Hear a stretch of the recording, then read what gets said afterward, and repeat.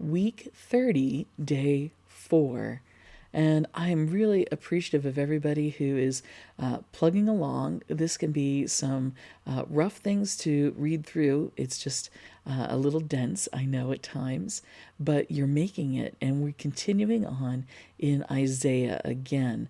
This time, chapters 46 through 49, as well as Psalm 135. In this section of Isaiah, we see three main messages, all of which call us to bring our attention and center it on God.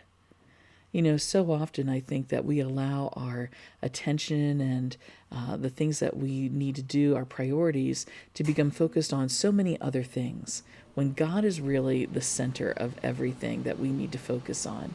So what are these three messages in today's passage? Well, we see that one, no one can compare to God, and those who worship idols are fools. Again, why would you worship a false god when you can worship the one true God of the universe, the creator of everything, and the one who promises our redemption when we fail? The other thing that we see in this passage is that only God can tell the future.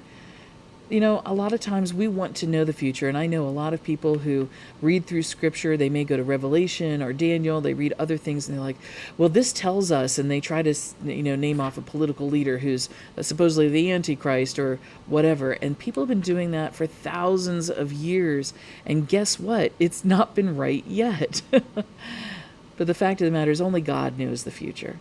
Only God knows the future, and in this instance, God shares a vision of Babylon falling in the future.